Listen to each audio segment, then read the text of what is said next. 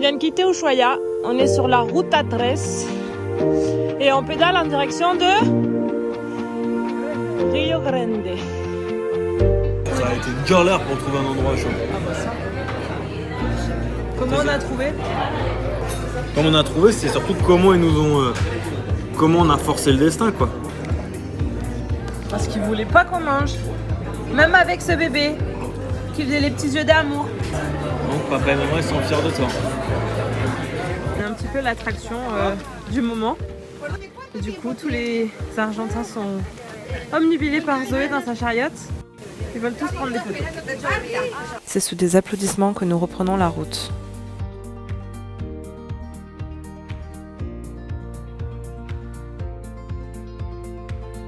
Est-ce que c'est dur mon cœur? Ça va?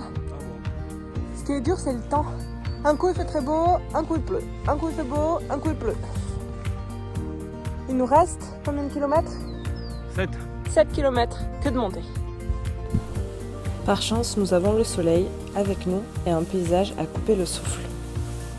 J'ai entendu dire qu'il y avait un hébergement abandonné qui permettait de dormir pour la nuit. Du coup, on va aller voir s'il est toujours ouvert. On vient d'arriver au lieu qu'on nous avait indiqué, qui est abandonné. Le lieu est plutôt joli. Donc là on fait un petit tour pour voir où est-ce qu'on va pouvoir aller dormir. Bon, on vient de trouver, du coup on va aller dormir dans les petites maisons qui sont en bas là. Hop, voilà. Dans les petites maisons qui sont en bas. Donc on retourne chercher les vélos. Et on va réinstaller du coup les bagages ici. C'est parti.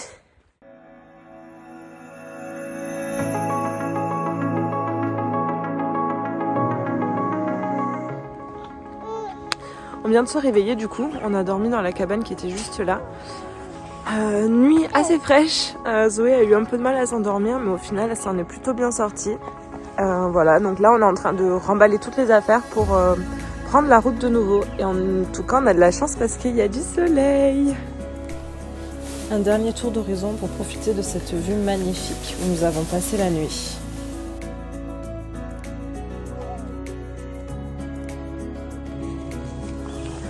On vient de quitter le campement. On doit aller se rendre à la ville de Tolwyn.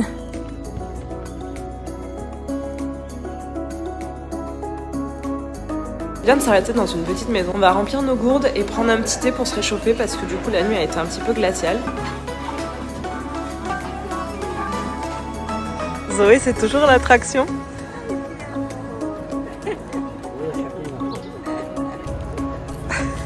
Nous profitons que Zoé dorme pour reprendre la route en direction de la ville de Tolwyn. Nous croisons beaucoup de camions qui roulent à une vitesse folle, mais la vue est toujours aussi belle. On continue du coup pour aller manger un bout à midi. On va voir si on arrive à trouver quelque chose et si c'est pas aussi galère qu'hier. Échec total pour le restaurant, mais nous rencontrons Sergio, un cyclotouriste argentin qui nous donne une super adresse, la Panadería de l'Unión. 10 bornes.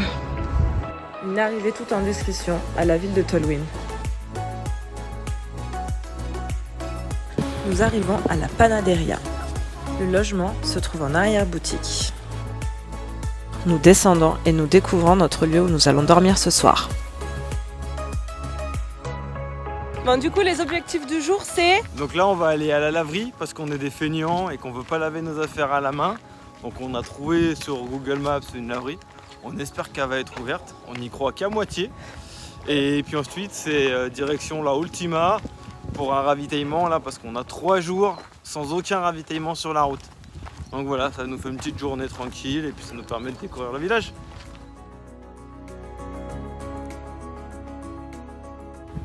On s'éloigne du cœur du village en direction de la laverie. L'ambiance est totalement différente.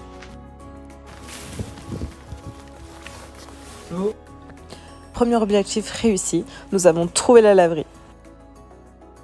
J'essaye de me reposer pendant que Thomas est parti faire les courses parce que du coup j'en ai quand même vachement fatiguée avec ce petit truc là qui est toujours à 10 000. On va avoir une journée de repos aujourd'hui, mais en fait avec Zoé c'est jamais une journée de repos à 100% parce que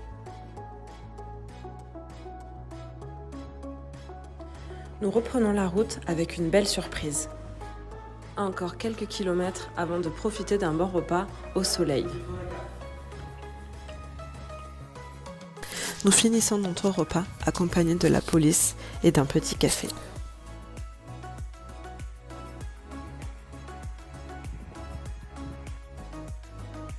On est sur une grande ligne droite avec un vent plein face. Ça commence à piquer. Les 60 km restants nous semblent inaccessibles à cause du vent et de ces rafales à plus de 70 km/h. Épuisés par le vent, nous trouvons refuge chez des habitants. Une fois la tente installée, nous gonflons nos matelas. C'est que du coup, à chaque fois les gens nous demandent où on va, ce qu'on fait et tout. Et donc là, on leur a dit qu'on allait jusqu'en Colombie à vélo et c'est des Colombiens. Donc c'est super drôle et du coup ils nous ont invités à manger. Donc on est plutôt contents parce qu'il fait super froid. Voilà, donc à mon avis ça va être super fun ce soir. Une fois le plat avalé, nous avons l'occasion et l'honneur de goûter le maté. Après cette dégustation, il est temps pour nous de rentrer et de dire au revoir. Mais avant ça, une petite photo souvenir de toute cette belle famille colombienne. Qu'est-ce qui t'arrive? Et tu pleures? Nous faisons le plein d'énergie pour affronter de nouveau le vent. À peine 5 km et nous regrettons d'avoir pris la route. Le vent est encore plus fort qu'hier. Nous ne pouvons pas continuer de pédaler. Ça y est, on est arrivé à Rio Grande. C'était pas facile. Donc là, on va se reposer quelques jours pour organiser la suite du voyage en direction de Rio Gallegos. Donc de réussir à sortir de l'archipel de la Terre de Feu où se trouve Ushuaia. Donc d'après les conseils de différentes personnes croisées sur la route, il est possible de pouvoir traverser la frontière juste pour tout retourner en Argentine. Donc on va voir si c'est possible, mais ça sera dans la prochaine vidéo. Donc n'hésite pas à t'abonner pour voir la suite de notre aventure. À très vite! Cette première étape a été réalisée en 4 jours et nous avons parcouru 210 km.